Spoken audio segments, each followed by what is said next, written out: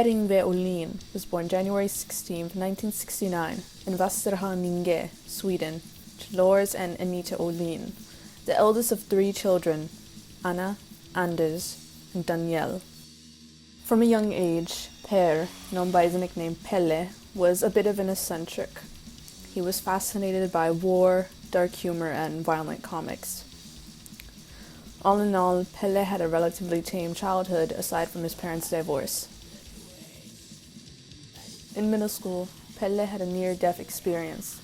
Sometimes he would describe this as being due to an ice skating incident, falling through ice, or because of eating poisonous mushrooms.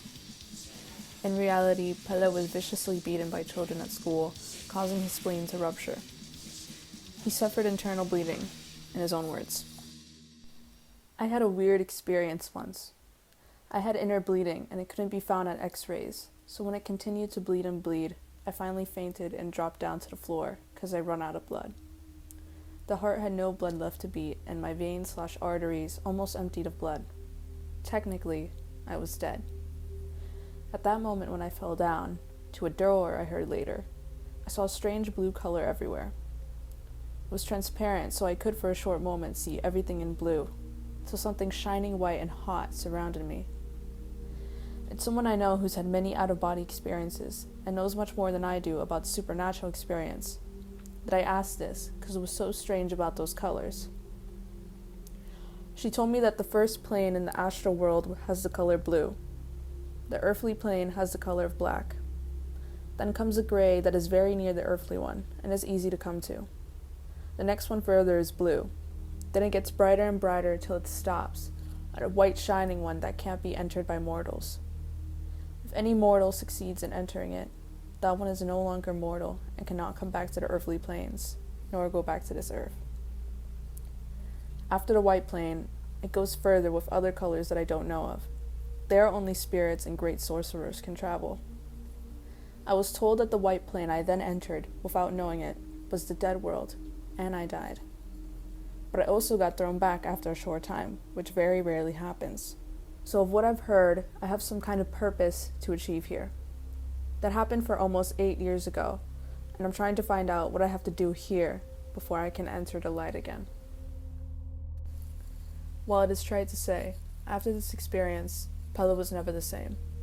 His morbid curiosity and preoccupation with his own death would only intensify, leading to its deadly consequence. After Anders introduced Pelle to the world of metal, he went on to play in several local bands. His first band was called Ohlin Metal, formed when he was around 14 or 15. In 1986, at age 17, he formed the death metal band Morbid, with former Scapegoat member Gehenna. They recorded their iconic debut demo, December Moon, on December 5th and 6th of 1987. They played their first live show that same year. Morbid was known for their singularly intense live performances. Pelle, now dead, donned ghoulish corpse paint, plastered obituaries on his shirts, and crawled out of a coffin that the father of Napoleon Pukes, or Ulf Siderlund, obtained for the band, as well as throwing some lore into the audience, traditional sweet roll filled with cream and almond paste. Pelle was dismayed at the state of Swedish metal after an unfortunate meeting with his idol, Korfen of the band Bathory.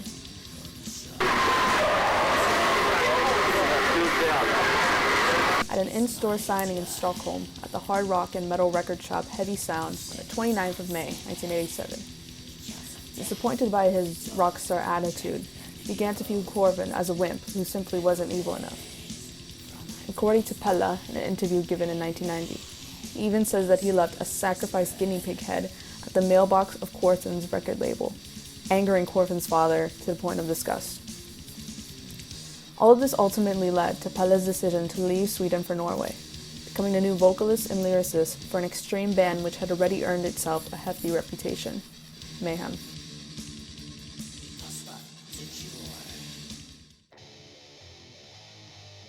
This is where the timeline can get a bit vague.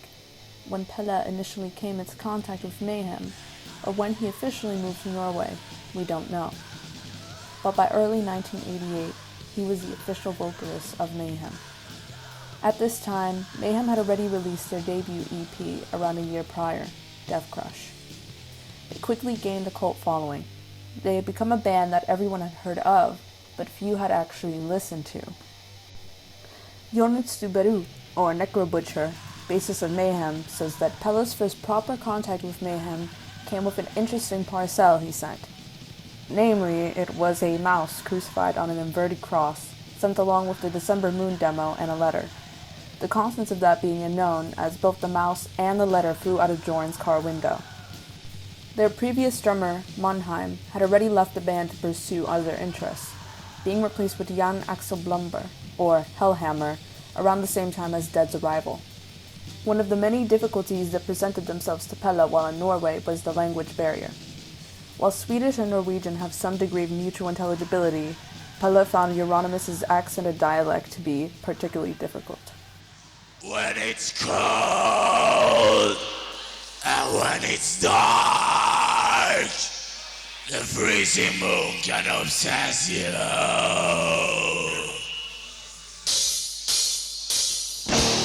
Pella brought a new sort of darkness to Mayhem's music. While the music of Death Crush was chock full of breathlessly fast riffs and B-movie horror gore, their new songs with Pella were more slow, with a more sinister and brooding aura. Freezing Moon would soon become Mayhem's signature song. It is one of the only songs they studio recorded with Pella. The lyrics seem to describe some sort of zombie who must eat the flesh of human beings to survive, but Hellhammer has stated that the song was meant to make people commit suicide, leading others to interpret the lyrics as thus.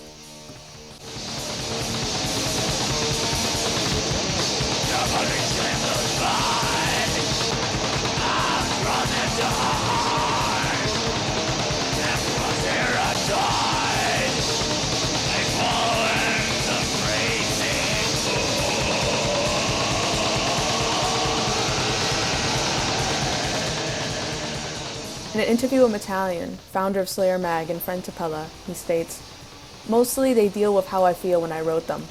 It's hard to explain, and they are very different too. I can explain Funeral Fog.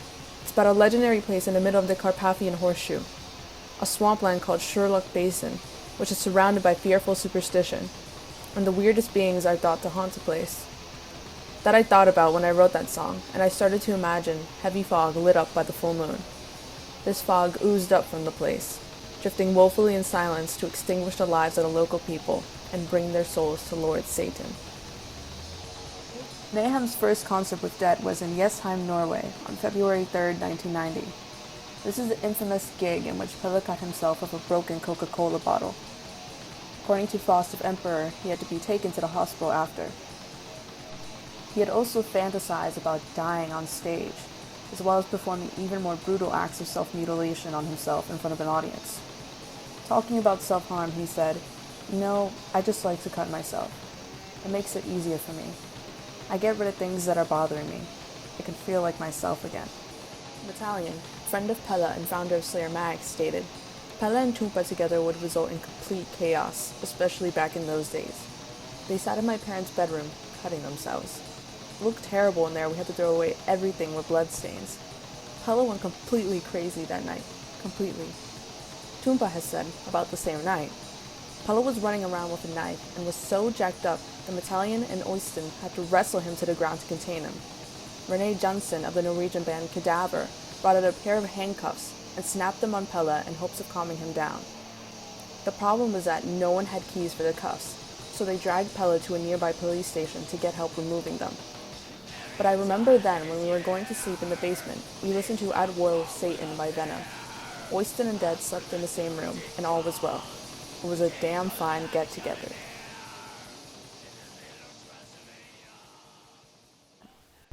However, this was just the tip of the iceberg when it came to Pella's off-putting behavior. He would also bury his stage clothes the night before gigs in order for them to rot. According to Hellhammer, he had even asked them at one point to bury him in the ground, so that his skin would become pale and death-like. Pella also enjoyed weeding out posers at Mayhem shows by throwing pigs' heads into the audience, even causing some people to vomit. Det mysteriskt om Satana. God dag, barn. I dag skal vi lære oss skära. Dead var namnet från Mayhem. Nu lyssnar just nu på Death Blow. Pella's mental instability was marked by everyone, with Euronymous describing him as insane, stating that Dead is insane and is normally dangerous not only for his surroundings, but also for himself, especially at the times when he has bought himself a new knife or when he drinks liquor. Dead's goal in life is to move to Transylvania and become an evil, dead count who terrorizes a village. He also lives in the past and hates everything which lives. According to his longtime pen pal, Old Nick, he also had a deep hatred for technology and most aspects of modern life. Occultus, who took over as vocalist shortly after Pella's death, has stated, he didn't see himself as human. He saw himself as a creature from another world. He said he had many visions, that his blood was frozen in his veins, that he was dead.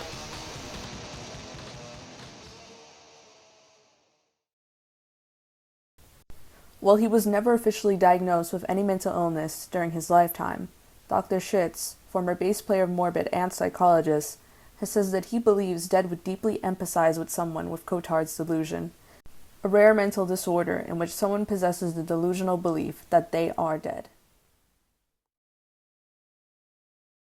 At this point, Oyston, or Euronymous, Jan Axel, or Hellhammer, and Pella, or Dead, were all living in a small cabin in the village of Kroksta to work on their forthcoming debut album, De Mysteris Don Satanas. This was after what would be their final concert with Oyston and Pella, a gig in Izmir, Turkey, which was unfortunately left half-finished due to the electricity being turned off. Pella was ecstatic about recording and writing material for the album, and dreamed of finding widespread success for Mayhem. But the reality was vastly different. They were in poverty, eating spaghetti with free ketchup packets and partially living off the welfare system. Pella would often vent about their living situation to his brother and mom back home. According to Hellhammer, tensions between Pella and Oyston, close friends, began to increase. Allegedly, emphasis on allegedly, Oyston had been blasting synth music that Pella hated one night, leading to Pella retreating into the forest to sleep there. Oyston then ran into the forest with a shotgun, waking him up with the sound of gunshots. The infamous mayhem known today was nowhere in sight. It was a relatively cool spring day, and the entire house lay still and empty. The day was April 8th, 1991, and it was the day Per Yngve Ohlin had chosen for his own death. The manner of his suicide need not be described or detailed any more than it already has. What went through Oyston's mind after climbing through the window and before getting into his Volvo to buy the disposable camera, no one will ever know. It has been much noted that Pella's suicide note was a single sardonic line, "Excuse all the blood." This is far from the truth. It reads, "Excuse the blood, but I've slit my wrist and neck. It was the intention that I would die in the woods, so that it would take a few days before I was possibly found. I belong in the woods and have always done so. No one will understand the reason for this anyway. To give some semblance of an explanation, I'm not a human. This is just a dream and soon I will awake. It was too cold, and the blood was coagulating all the time. Plus my new knife is too dull. If I don't succeed dying to the knife, I will blow all the shit out of my skull. Yet I do not know. I left all my lyrics by I let the good times roll, plus the rest of the money. Whoever finds it gets the fucking thing. As a last salutation, may I present Life Eternal. Do whatever you want with the fucking thing. Pella." I didn't come up with this now, but 17 years ago. And the lyrics to Life Eternal. A dream of another existence, you wish to die. A dream of another world, you pray for death. To release the soul, one must die. To find peace inside you, must get eternal. I am immortal, but am I human? How beautiful life is now when my time has come. A human destiny, but nothing human inside. What will be left of me when I'm dead? There was nothing when I lived. What you found was eternal death. No one will ever miss you." The infamous photo, though taken by Oyston, was actually turned into a bootleg album cover after both of their deaths, in 1995, by Euronymous' Colombian pen pal, Mauricio Bomero Montoya. It is asked by Anders Ohlin that the photo not be spread any more than it already has been. Ominously enough, Bolmero Montoya inflicted the same fate on himself as Pelle had done, almost an exact decade after Pelle's death. While Pelle's death inspired grief for countless individuals, for those deeply involved in the black metal scene, it did not come as a surprise. Perhaps there was a fraction of people who had not expected his death talk to be taken to its extreme, but for most, Pelle's suicide seemed inevitable. But was it? Despite everything, you would be hard-pressed to find anyone willing to speak a word against Pelle. Surely, that says something about the kind of man he was.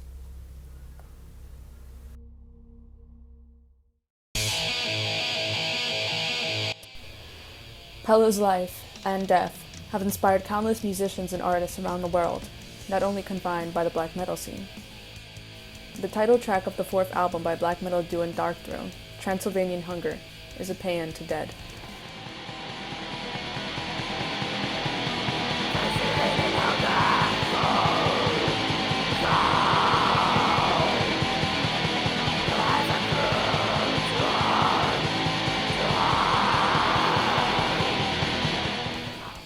Bestial Summoning's The Dark War Has Begun album was dedicated to Pelle, as well as the song I Am Home.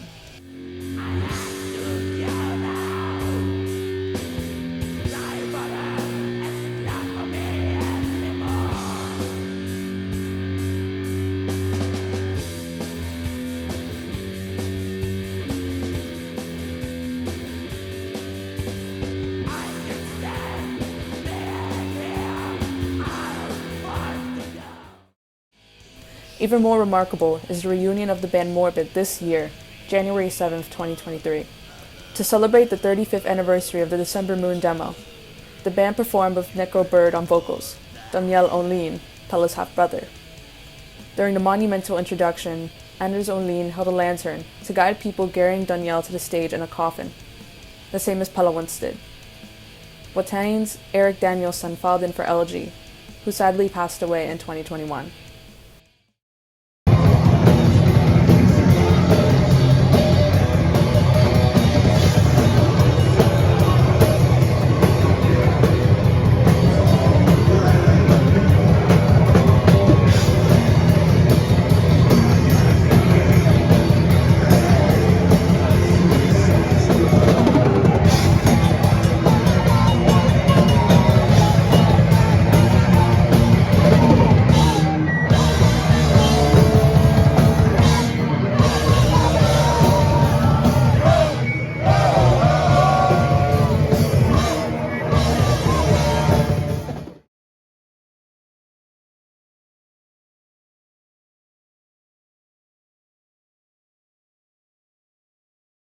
My most cherished memories of him are probably all of the moments I got to spend time with him.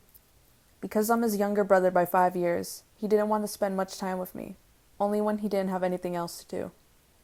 But sometimes we did do things like build Lego together, or the time when we smoked together on the school rooftop one summer. Yes, back in the day we didn't have the same labels we have today to describe children's behaviors, but Pelle was driven by lust. That is, he was able to work 24/7 once he actually became interested in something. A model building, a drawing, a movie script, but he could also be completely apathetic and not understand that it's impossible to just ignore certain tasks. He was unemployed for a while and got financial support to study mathematics. Instead of just studying, he just sat there and drew, and obviously got kicked out from the course once the teacher found out he hadn't even opened his math book yet. I've said before that some of his childhood friends' parents didn't want them to associate with Pelle. They were worried for some reason. It was probably easy for the adults to see that Pelle was different from other kids. Luckily, I believe that adults today have a better understanding and acceptance of the fact that everyone is different.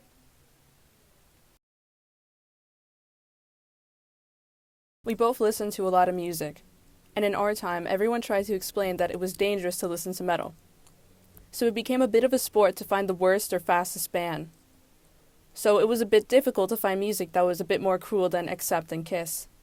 What was even worse was to succeed as a metal band. Only Europe succeeded with that, and they were the opposite of what we listened to. Pelle also had a fascination for horror movies and series, and early on he wanted to combine horror movies and music. And then the only way was to form his own band. He couldn't play an instrument and quickly realized that he wouldn't have time to learn. But with his conviction and a bit of luck, there were probably a few guys at that age who would dare to take on the role of fronting a band and singing. He came home one day and said he had formed a band. It was completely natural, no one questioned it. The only question asked was what was he going to do in the band.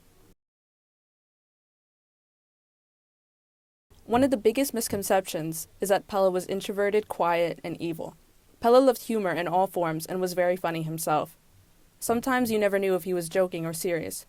At home in Stockholm, he is known as a social and funny person. But I also know that he had problems with the Norwegian language. He did not understand what the Norwegians said, which could probably lead to him not following discussions and other things. And rumor has it that Pelle was not so viral in Norway. Clearly, he grew more mature in speech and thought, but at the same time he was still naive as a child. But in terms of planning, finances, work, housing, etc., he lived in an almost warlike state.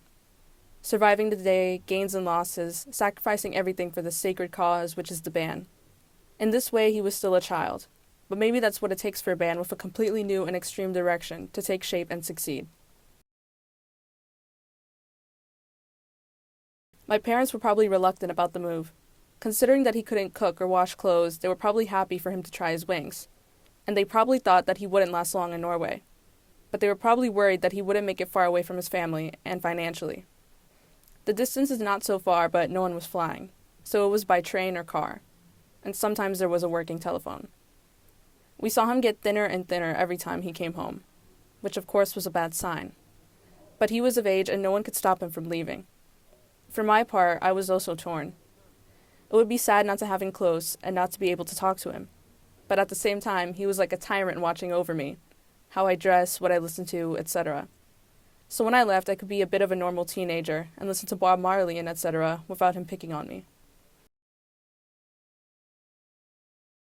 There are messages from all over the world, from fans of all ages who tell us that they have found solace in Pelle songs when they've hit a rough patch in their lives, or just to get out of bed during the day. A guy from Peru recently visited me and told me how he and his late brother shared an interest in Pelle and his music. So music makes him feel close to his brother again. When you hear these fates and stories, it just warms your heart. And above all, it makes me happy when I hear about young people who are inspired by his work, or when you hear about other artists appreciating his songs. I think Ghost has done a Morbid cover, and that Metallica made a video of a Mayhem concert. As an old Metallica fan, that's pretty big. But the biggest is probably when the kids like his music. In regards to Pelle's legacy, Anders has this to say. Pelle was convinced about his feelings, and gave all his energy to being able to practice his art. It is admirable, but it cost him his life. I want to encourage you to believe in yourselves and dare to do your own thing, but it is not worth sacrificing your life for the art.